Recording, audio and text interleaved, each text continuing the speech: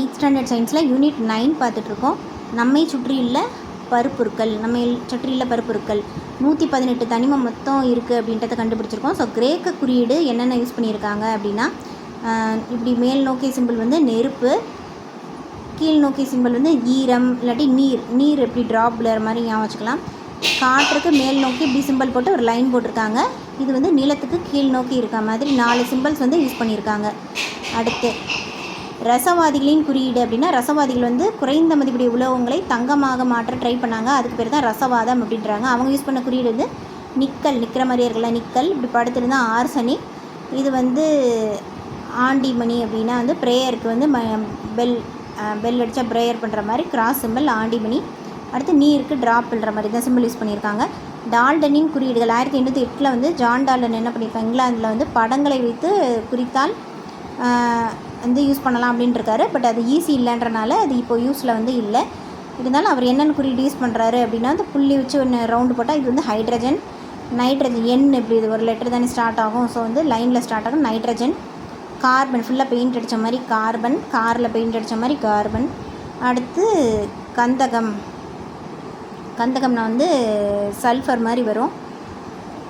So கந்தம்னா கந்தா, கடவுளுக்கே cross போட்டிருக்காரு கந்தா அந்த மாதிரி. அடுத்து பாஸ்பரஸ்னால் தலைகீழாக ஃபெயில் ஆகிற மாதிரி போட்டிருக்காரு பாஸ்பரஸ். அடுத்து அலுமினா, அழுதா இந்த மாதிரி கண்ணீராக வரும். ஸோ வந்து அலுமினா.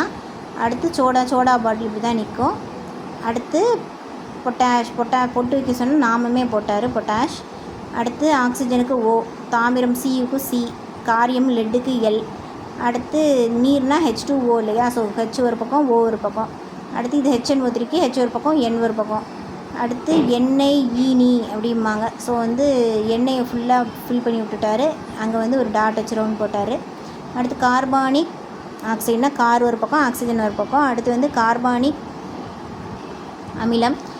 ஸோ வந்து கார் நடுவில் ரெண்டு பக்கமும் அமிலத்துக்காக ஓ கார்பானிக் அமிலம். அடுத்து கந்தக அமிலம்னா சுற்றி ரவுண்டு கிராஸ் போட்டு சுற்றி ரவுண்டு போட்டாச்சு கந்தக அமிலம் அப்படின்னா. கந்தக அமிலம் வந்து H2SO4 வரும். ஸோ வந்து ஆல்ரெடி கந்தகத்துக்கே கிராஸ் தான் போட்டிருந்தார்.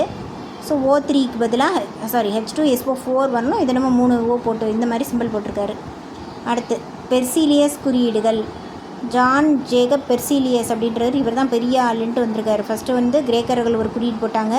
அடுத்து டால்டன் ஒரு ரசவாதிகள் ஒரு குறியீடு, டால்டன் ஒரு குறியீடு. அடுத்து பெரிய ஆள் ஒருத்தர் குறியீடு போடலாம் அப்படின்னு தனிமங்களின் குறியீடுகளை தீர்மானிக்கும் முறையை வந்து கொண்டு வந்தார். இதுதான் நம்ம நிறைய யூஸ் பண்ணிகிட்ருக்கோம். நாடு மற்றும் அறிவியல் அறிஞர்களின் பெயரெலாம் வந்து பெருசாக கொடுக்கலாம் அப்படின்ட்டு இவர் கொடுத்துருக்காரு. நாடு மற்றும் அறிவியல் அறிஞர். அமர்சியம்னா அமெரிக்கானா ஏஎம் அமர்சியம், ஈரோப்னா EU யூரோப்பியம். அடுத்து ஆல்ஃப்ரெட் நோபல்லேருந்து நோபிலியம். அடுத்து அயோடின்னா ஐ, இது வந்து ஊதா, கிரீக் மொழியில் வந்து ஊதாவை குறிக்கிற சொல்ல வச்சு ஐ அப்படின்னு வந்து கொடுத்துருக்காரு. அடுத்து பாதரசம்னா ஹெச்சினா மெர்க்குரின்ற ஒரு கடவுள், புராண கதைப்பாதில் வர்ற கடவுள் மெர்க்குரி. அடுத்து ப்ளூட்டோனியம் அப்படின்னா ப்ளூட்டோனா ஒரு கோள், நெப்டியூன் ஒரு கோள், யுரேனஸ் ஒரு கோள். இதை வச்சு 3 தனிமம் பேர்கள். சில தனிமங்கள் வந்து உலோகமாகவும் இருக்காது அலோகமாகவும் இருக்காது, ரெண்டுலேயே அரை பண்புட்டு இருந்தால் உலோக போலி அப்படின்றாங்க. உலோகம் என்ன பண்ணும், உலோகத்துக்கு உருகுநிலை அதிகம் கொதிநிலை அதிகம், தகடா கம்பியாக வளைக்க முடியும். எக்ஸாம்பிள் தாமிர கம்பிகள், ஆலயமணி, இதெல்லாம் வந்து பிரிட்ஜு மிஷின் பார்ட்ஸ் எல்லாத்துக்குமே உலோகம் தான் யூஸ் பண்ணுறாங்க. இப்போ வந்து மின்கம்பி, சிலை, நாணயம்லாம் வந்து தாமிர உலோகம். அலங்கார நகை இதெல்லாம் வந்து தங்கம், வெள்ளி. புகைப்படத்துறையிலையும் இது பயன்படுத்துகிறாங்க. அடுத்து அதிக அடர்த்தி வெவ்வேறு வெப்பநிலையில் விரிவடையும். வெப்பநிலை மாநில பயன்படுத்துறது, காற்றழுத்த மாநில இதெல்லாம் பயன்படுத்துறது என்னென்னா பாதரசம் ஒரு உலோகமா அப்படிங்கிற பாதரசம் ஒரு உலோகம். அதிக அடர்த்தி கொண்டது, வெவ்வேறு வெப்பநிலையில் வந்து விரிவடையும். ஸோ அதனால தான் டெம்பரேச்சர் செக் பண்ணுறதுக்கு பாதரசம் யூஸ் பண்ணுறோம். மின்கம்பி, வானூர்தி, ராக்கெட்டு வானூர்தினாலே அங்கே அலுமினியம் தான் யூஸ் பண்ணுவாங்க. அடுத்து தானியங்கி வாகனம், மின்கலம், பேட்ரி, ஏன்னா எக்ஸ் கதிர் இயந்திரங்கள்லாம் வந்து காரியம் பயன்படுத்தப்படுது. காரியம்னா லெட்டு, ஓகேவா. லெட்டு வந்து இப்போ தானியங்கி வாங்கின மின்கல பேட்ரி இருக்கு இல்லையா, பேட்டரியில் ஏதாவது ரிப்பேர் ஆகிடுச்சு, லெட்டுனா இந்த லெட்டு கூட நீங்கள் வச்சுக்கலாம், ஓகேவா. காரியம்னா லெட்டு. ஸோ பேட்டரியில் இப்போ ஏதாவது ப்ராப்ளம், காரில் பேட்டரியில் ப்ராப்ளம், வாகன மின்கலத்தில் ப்ராப்ளம்னு வச்சுக்கோங்க, அது லெட்டை வச்சு குத்தி விடுவாங்க உட்காந்து. ஸோ அப்படி சில பேர் பண்ணுவாங்க. அதுக்கப்புறம் எக்ஸ்ரே எடுக்கிறதுக்கு படுக்க சொன்னால் வந்து லெட்டு பென் வச்சுருப்போம், லெட்டும் சேர்த்து அது எக்ஸ்ரே எடுத்துரும். ஸோ லெட்டு காரியம் அப்படின்னு இது ரெண்டையும் நீங்கள் ஞாபகம் வச்சுக்கலாம். ஸோ வந்து பேட்ரியை குத்துறதுக்கு ப்ளஸ் எக்ஸ்ரே, பேட்ரி ப்ளஸ் எக்ஸ்ரேக்கு லெட்டு காரியம். அடுத்து அலோகங்கள். அலோகங்கள் மோஸ்ட்லி இந்த வாயுக்கள் மாதிரி தான் வரும். கந்தகம், கார்பன், ஆக்சிஜன் இதெல்லாம் அலோகங்கள். அலோகம் வந்து திடநிலையில், திரவநிலை, வாயு 3 நிலையிலையும் இருக்கும். இப்போ கந்தகம், பாஸ்பரஸ் இது வந்து திடநிலையில், அதாவது பொடி மாதிரி இருக்குன்னு வச்சுக்கோங்களேன். கந்தகம், பாஸ்பரஸ் இது வந்து திடநிலையில் இருக்குது. அடுத்து பிராமின் அப்படின்றது வந்து திரவ நிலையில் இருக்குது. பிராமின் வந்து நிறைய குளிச்சுட்டே இருப்பாங்க தண்ணியில். ஸோ பிராமின் திரவ நிலையில், ஆக்சிஜன், நைட்ரஜன் வாயு நிலையில் இருக்குது. அடுத்து வைரம் ஒரு அலோகம். வைரம் தவிர பிற அலோகங்கள் பொதுவாக கடினத்தன்மையை அற்றதாக இருக்கும். வைரம் தான் கார்பனின் வடிவம். பொதுவாக அலோகம் வந்து பளபளப்பற்றது, மென்மையாக வந்து இருக்கும், அடர்த்தி குறைவாக இருக்கும். வைரத்துக்கு மட்டும் இது பொருந்தாது. உருகு நிலைக்குறைவு, கொதிநிலைக்குறைவு, தகடாக உழைக்க முடியாது, கம்பியாக உழைக்க முடியாது. கார்பன் நிலைகளை மட்டும் கம்பியாக நீளும் தன்மை அதுக்கு இருக்குது. மின்சாரத்தை அறுதிர் கடத்தி. கிராஃபைட் மட்டும் என்ன பண்ணும்? மின்சாரத்தை கடத்தும். பென்சிலை போய் வச்சோம்னா கிராஃபைட் மட்டும் வந்து மின்சாரத்தை கடத்தும். அடுத்து அலோகத்தோட பயன்கள். வைரம் நகை தயாரிக்க, வெட்ட, அரைக்க, வைட்டும் அரைக்கும் சாதனம் தயாரிக்க, அப்புறம் கரிக்கொல்லி பென்சிலில் அந்த நிப்பா அதுக்கு. அடுத்து நடுத்தண்டில் கிராஃபைட் பயன்படுது. அடுத்து வந்து துப்பாக்கி தூள் தயாரிக்க வந்து கந்தகம் பயன்படுது. கந்தகம்னா சல்ஃபர். ஸோ சல்ஃபரை வச்சு தான் வந்து துப்பாக்கி தூள் தயாரிக்க பயன்படுது. அடுத்து ரப்பரை கெட்டிப்படுத்துவதில் வந்து கந்தகம் பயன்படுது. இதை எப்படி ஞாபகம் வச்சுக்கலாம்னா,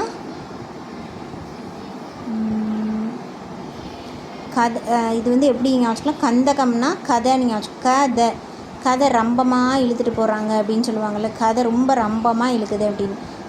ரப்பரை இப்போ வல்கனைஸ் செய்வதில் எது பயன்படுது அப்படின்னு மறந்துடுச்சுன்னா ரம்பமாக இழுக்கிறாங்க கதையை. ஸோ கந்தகம்.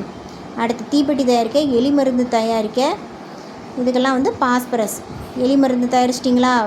செக்கன் ஓகே பாஸ். தீப்பெட்டி தயாரிச்சிட்டிங்களா? செக்கன் ஓகே பாஸ். தீப்பெட்டிக்கும் பாஸ், எலி மருந்துக்கும் பாஸாக ஃபெயிலான்னு வரணும். அடுத்து அம்மோனியா தயாரிக்க N2 பயன்படுது. NH3 தான். ஸோ அது தெரியும். நிறம் நீக்கும் பொருளாக வந்து குளோரின் பயன்படும். குடிநீரில் உள்ள நுண்ணுயிரில் அளிக்க குளோரின். H2 வந்து ராக்கெட் எரிபொருளாக பயன்படுது. உலோகங்களை வெட்ட, ஒட்ட, ஹைட்ரஜன். ராக்கெட்டை வந்து ஹைட்டில் அனுப்பணும், நல்லா ஹைட்டுக்கு அனுப்பணும். அப்போ என்ன, இந்த H தான் பயன்படும். ஸோ H2 வந்து ராக்கெட் எரிபொருளாக உலோகங்களை வெட்ட, ஒட்ட பயன்படுது.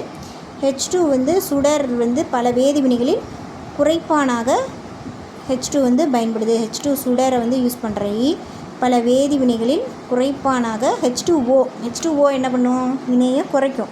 ஸோ H2 அதோட பார்ட்டு தான் H2. ஸோ H2O என்ன பண்ணும்? வினையை குறைக்கும். அடுத்து உலோக போலி அப்படின்னா நம்ம வந்து உலோக போலி ஞாபகம் வச்சுருப்போம். இது உலோகம், அது ஒரு உலோக போலி வந்து இது வந்து ஒரு உலோக போலியா இல்லாட்டி உலோகமானு நமக்கு ஒரு டவுட் வந்துடும். ஸோ இதுக்கு வந்து ஒரு ஷார்ட்கட் வந்து வச்சுக்கணும். சரியா? இது எப்படி வச்சுக்கணும் வந்து, ஆர்சனிக்னா ஆறுன்னு ஒரு பையன். ஓகேவா? ஆர்சனிக்னா ஆறில் ஆரம்பிக்கிற ஒரு பையன், ஆறுன்ற பையனும். ஆண்டினா ஆண்ட்ரியா இல்லை ஒரு ஆன்டி அப்படின்னு ஞாபகம் வச்சுக்கலாம். ஆறுன்ற ஒரு பையன், ஆன்டி ஒரு ஆண்ட்ரியா அப்படின்னு ஞாபகம் வச்சுட்டு போகிறான் பாரு அப்படின்னு சொல்லுவாங்க. அடுத்து வந்து சிலிக்கான். இது நீங்கள் எப்படினாலும் ஞாபகம் வச்சுக்கலாம். சிலிக்கான் அடுத்து எங்கே போகிறாங்க? ஜெர்மனிக்கு போகிறேன்னு போய் சொல்கிறாங்க. டெல்லியிலேருந்து வரேன்னு போய் சொல்கிறாங்க.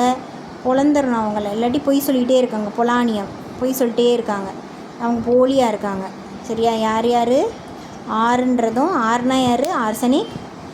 அப்புறம் வந்து ஆன்டிமனி. ஜெர்மனியிலேருந்து வரேன், டெல்லியிலேருந்து வரேன்ட்டு பொய் சொல்லிட்டே இருக்காங்க. போகிறேன்னு பொய் சொல்லிட்டே இருக்காங்க. சரியா? சிலி இதுவும் ஞாபகம் வச்சுக்கணும். உலோக போலியாக இருக்காங்க. இது வந்து அறை வெப்பநிலையில் திண்மங்களாக இருக்கும்.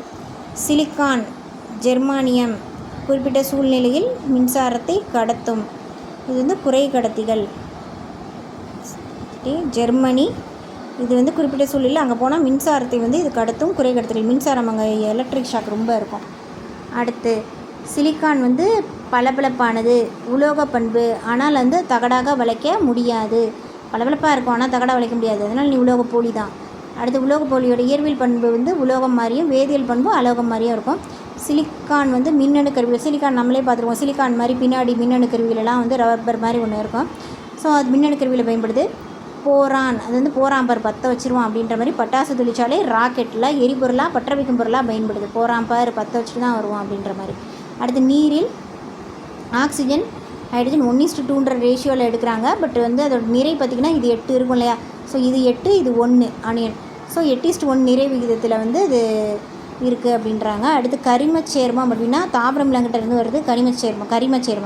கனிமச் சேர்மம் அப்படின்னா இந்த பாறை தாதுலேருந்து வர்றது. ஸோ வந்து கரிமச் சேர்மம் தாவரம் விலங்கிட்ட இருந்து வர்றது வந்து புரதம், கார்போஹைட்ரேட்.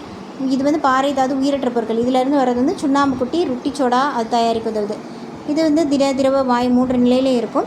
சிலிக்கானா மணல், சிலிக்கன் ப்ளஸ் ஆக்சிஜன், அதுதான் சிலிக்கன் ப்ளஸ் ஆக்சிஜன் சேர்ந்தால் தான் சிலிக்கா அப்படின்னு மாறுது. அடுத்து பொட்டாசியம் ஹைட்ராக்சைடு அப்படின்றது எரி பொட்டாஷ் அப்படின்னு சொல்லுவாங்க. பொட்டாசியம் ஹைட்ராக்சைடுனா KOH, அது வந்து எரி பொட்டாஷ் அப்படின்றாங்க. அதில் எது சேர்த்தா வந்து அது கிடைக்கும்னா potassium plus O2 plus H2. KOHனா 3 இருக்குது, பொட்டாசியம் இருக்கும், H இருக்கும், O இருக்கும். இதெல்லாம் சேர்ந்தால் பொட்டாசியம் ஹைட்ராக்சைடு. சோடியம் ஹைட்ராக்சைடு NaOHல் என்ன இருக்கும்? Na இருக்கும், H இருக்கும், O இருக்கும். தாமிர சல்ஃபேட்டில் என்னென்ன இருக்கும்? தாமிர சல்ஃபேட் CuSO4. ஸோ வந்து Cu இருக்கும், S இருக்கும், O இருக்கும். ஓகேவா? CuSO4ல் இதெல்லாம் இருக்கும். அடுத்து துத்தநாகம் வந்து zinc carbonate, ZnCO3. So Zn இருக்கும், C இருக்கும், O2 இருக்கும்.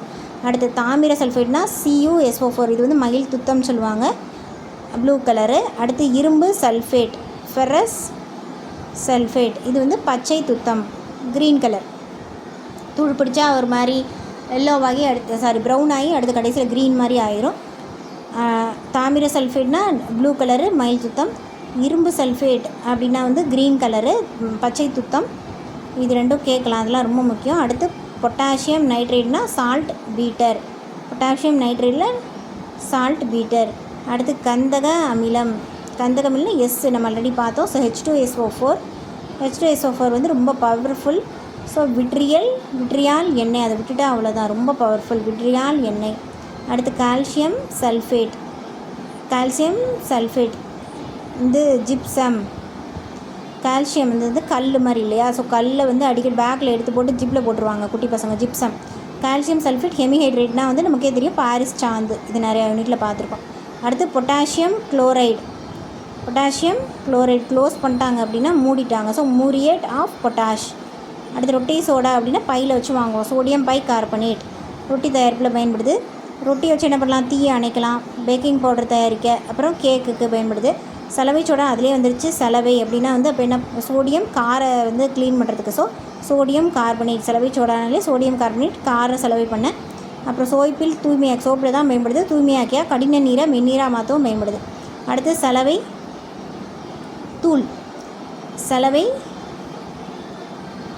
தூள், இது வந்து கால்சியம் ஆக்சி குளோரைடு. சலவை தூள்னா கால்சியமை உடச்சி தான் வந்து குளோரைடு சின்ன சின்ன தூளாக மாற்றிருக்காங்க. ஸோ கால்சியம் ஆக்சி குளோரைடு இது வந்து சலவை தூளில் வெளுப்பான கிருமி நாசினி, குடிநீர் சுத்திகரிப்பு எல்லாத்துலையும் இது வந்து சலவை தூள். நம்ம நார்மலாக யூஸ் பண்ணுற சலவை தூள் எதுக்கு பயன்படும்? கிருமி நாசினியாக யூஸ் பண்ணலாம், குடிநீரை க்ளீன் பண்ணுறதுக்கு. சலவை தூளில் வந்து வெளுப்பான யூஸ் பண்ணுறோம். இதில் வந்து கால்சியம் ஆக்சி குளோரைடு வந்து சர்ஃப் பொடியோ ஏதோ வச்சுருக்கோம், ஓப்பன் பண்ணிட்டோம்னா ஆக்சிஜனோட வினைபுரியும். க்ளோஸ் பண்ணி வச்சுருவோம், க்ளோஸ் பண்ணி தானே வச்சுருப்போம். ஸோ கால்சியம் ஆக்சி குளோரைடு அப்படிங்க வச்சுக்கணும். அடுத்து சுட்ட சுண்ணாம்பு அப்படின்னா வெறுமனே CaO தான் சுட்ட சுண்ணாம்பு. நல்லா சூடாக இருந்துச்சுன்னா அந்த சிமெண்ட்டில் தண்ணியை கலந்து அப்படி சூடு வெளியே வரும். அந்த மாதிரி சிமெண்ட்டு கண்ணாடி தயாரிப்பில் சுட்ட சுண்ணாம்பு. நீட்ரிய சுண்ணாம்பு வந்து வீட்டில் வெள்ளை அடிக்கிறதுக்கு, அது வந்து CaOHன்னு வரும். CaOH. அடுத்து H2O சேரும்போது CaOH ஆயிரும். அடுத்து சுண்ணாம்பு கல்னால் CaCO3. சுண்ணாம்பு கட்டி தயாரிக்க, கல் வந்து ஒரு சோர்ஸ் மாதிரி, இதை வச்சு தான் நிறைய தயாரிப்பாங்க. அதில் சுண்ணாம்பு கட்டி தயாரிக்க பயன்படுது CaCO3. சுட்ட சுண்ணாம்பு CaO, நீட்ரிய சுண்ணாம்பு CaOH, சுண்ணாம்பு கல் அப்படின்றது CaCO3. 3 கல் நான் வச்சுருக்கேன் அப்படின்ற மாதிரி சுண்ணாம்பு கட்டி தயாரிக்க. லத்தீன் ரசவாதிகள் நீரை குறிக்க வந்து இந்த சிம்பிள் யூஸ் பண்ணாங்க. கோல் பேரிலிருந்து என்னென்ன பயன்படுது? Plutonium, neptune, uranium. பாதரசம்னா He, கம்பியாக நீளும் அலோகம் எதுனா கார்பன் மட்டும்தான். டங்ஸ்டன் குறியீடு W. இரும்பு வந்து தையல் ஊசியில். தாமிரம் வந்து மின்கம்பி தயாரிக்க. டங்ஸ்டன் மின்விளக்கு இலையாக பயன்படுது. போரான் வந்து ராக்கெட் பொருள் பற்ற வைப்பினால். போராம்பர் 10 வச்சுருவான்ற மாதிரி அது. அடுத்த அணு வந்து பருப்பொருளில் மிகச்சிறிய அலகு. தனிமம் வந்து ஒரே மாதிரி அணு சேர்ந்தால் தனிமம், வெவ்வேறு அணு சேர்ந்துச்சுன்னா வந்து அது சேர்மம். மூலக்கூறுனா பருப்பொருட்களின் கட்டுமான அலகு. மூலக்கூறு மூலக்கூறுனா அப்படி கட்டணும், அதை ஒன்றா கட்டணும். அப்போ பருப்பொருளின் கட்டுமான அலகு தான் மூலக்கூறு. பருப்பொருளின் மிகச்சிறிய அலகு அணு. அடுத்து நம்மை சுற்றி நிகழும் மாற்றங்கள் இதை அடுத்த வீடியோவில் பார்க்கலாம்.